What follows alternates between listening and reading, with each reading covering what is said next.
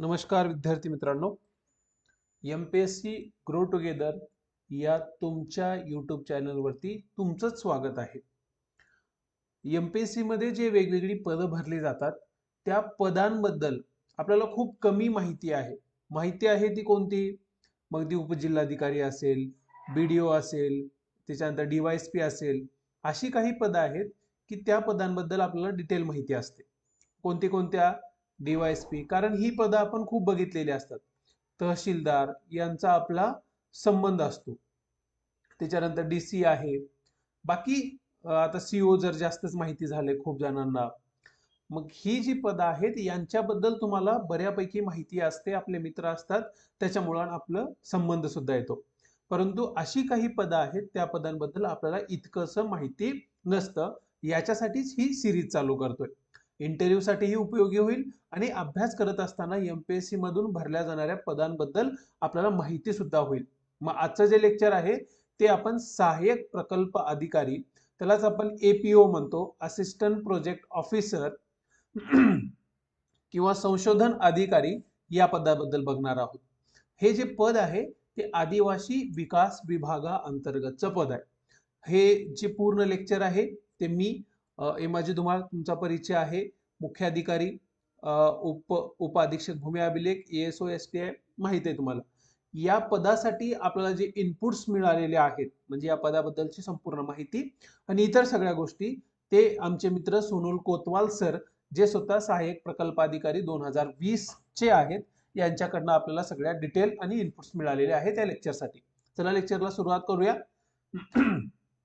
पूर्वी समाज कल्याण विभागामध्ये आदिवासी विभागाच्या माहिती होती, म्हणजे आदिवासी विभाग येत असायचा। 1983 मध्ये आदिवासी विकास विभाग हा एक स्वतंत्र विभाग निर्मिती करण्यात आलेली आहे। मग याच्यामध्ये सगळ्यात सर्वोच्च लेवलवरती मंत्री असतात, राजकीय प्रमुख म्हणून आदिवासी विकास मंत्री असतात। त्याच्यानंतर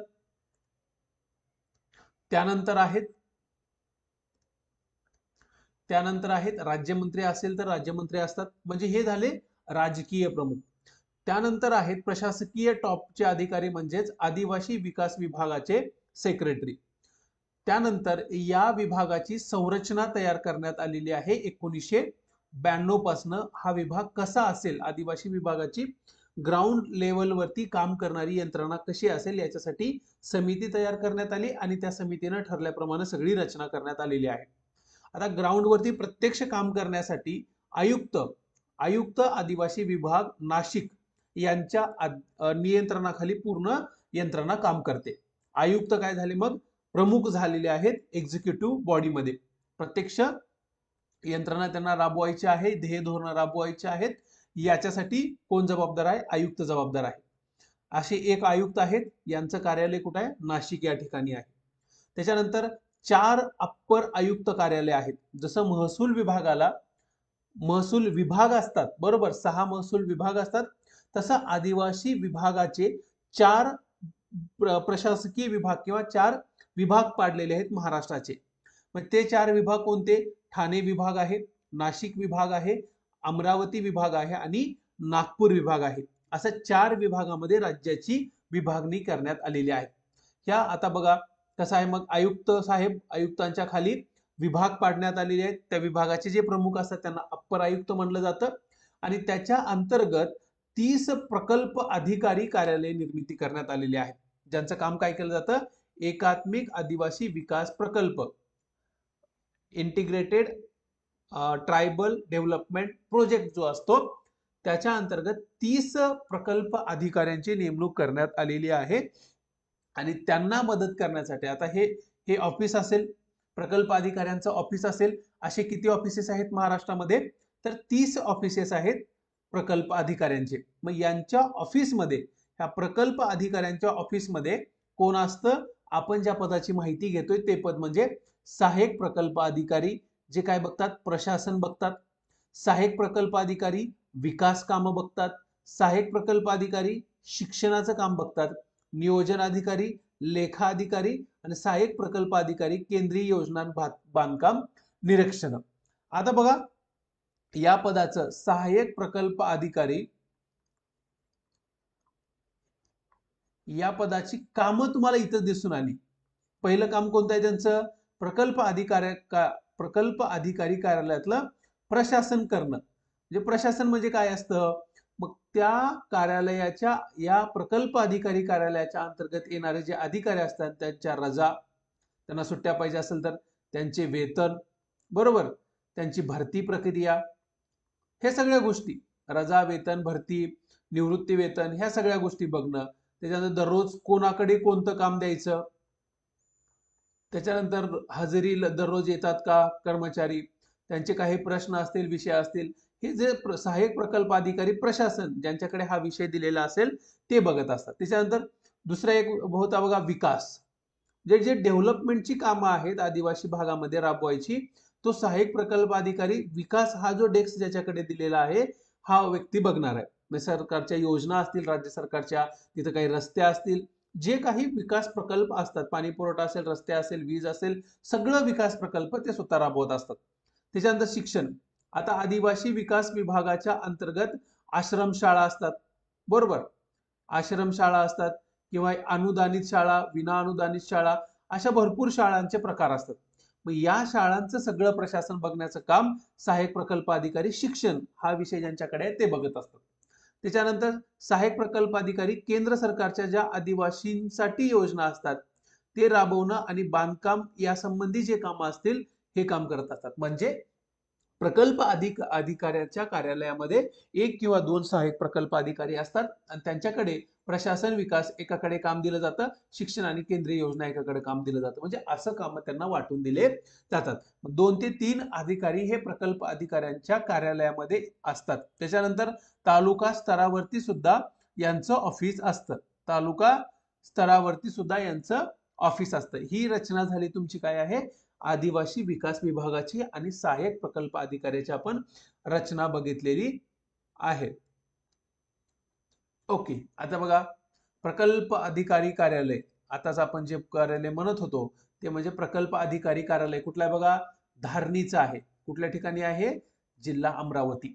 अमरावतीच्या ठिकाणी असणारं 30 कार्यालयापैकी एक कार्यालय म्हणजे प्रकल्प अधिकारी कार्यालय धारणी अमरावतीच्या ठिकाणचं आहे.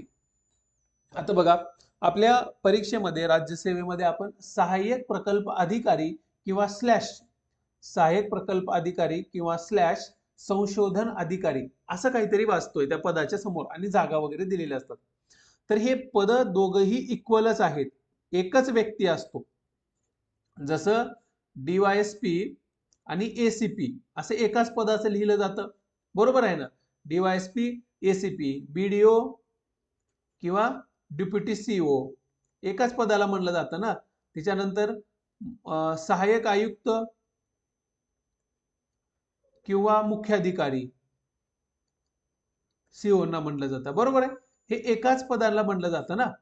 तसंच आहे याला सुद्धा, सहाय्यक प्रकल्प अधिकारी किंवा संशोधन अधिकारी ही एकच व्यक्ती असते, फक्त त्याची पोस्टिंग कुठं झालेली आहे याच्यावर डिपेंड करतं.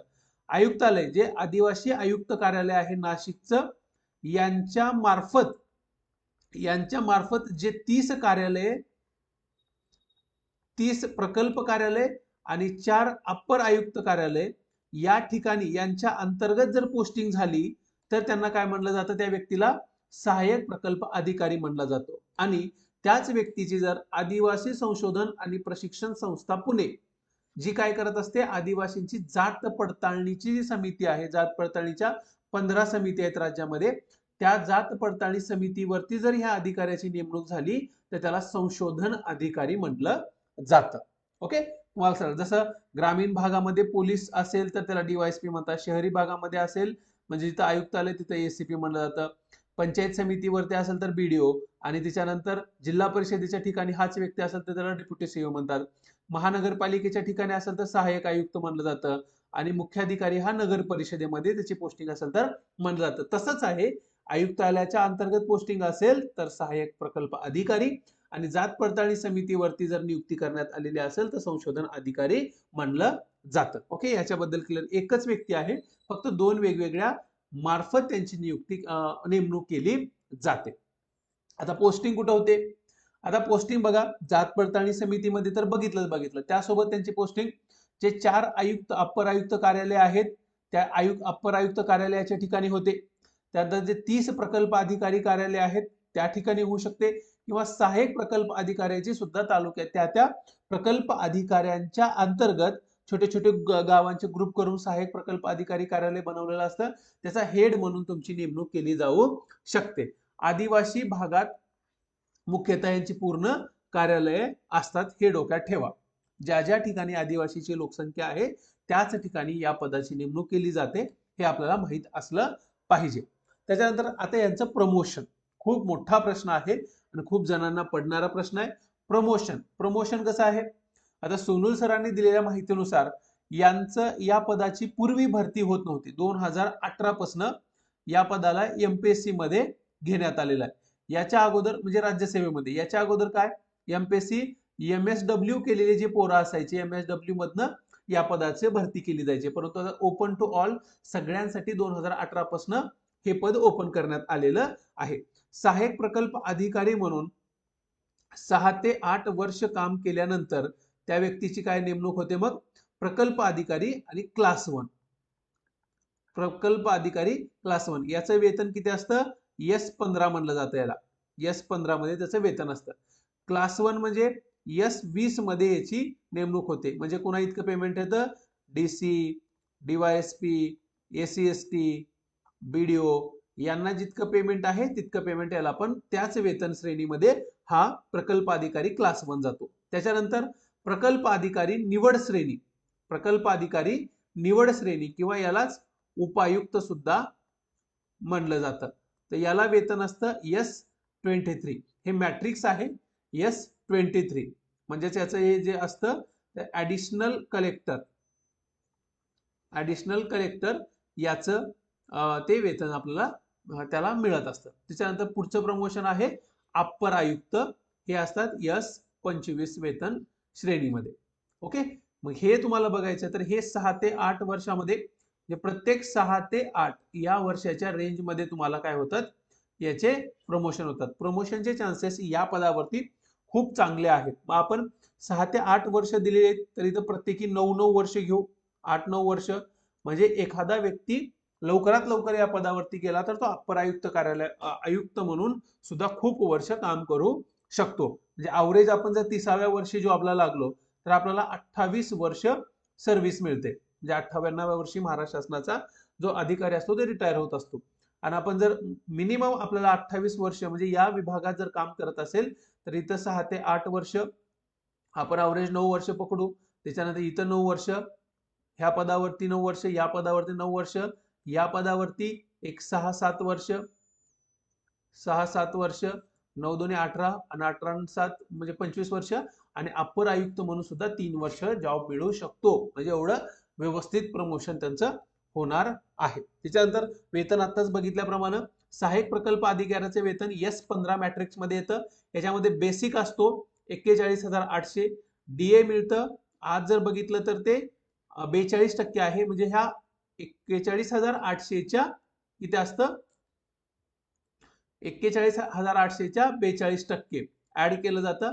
त्याच्यानंतर HRA, आपण कोणत्या शहरामध्ये राहतो याच्यानुसार 3 प्रकारचे HRA आहेत. 9% मिळतात, काही सिटीमध्ये 18% आणि काही सिटीमध्ये 27% मिळत असते. ते सिटींच्या प्रमाणानुसार आपण नॉर्मली 8% 9% घेऊया. म्हणजे ह्या बेसिकच्या 9%, म्हणजेच हे 42 आणि हे म्हणजे 51% वेतन तुमचं वाढतं. ह्याच्या 51% म्हणजेच किती होतं?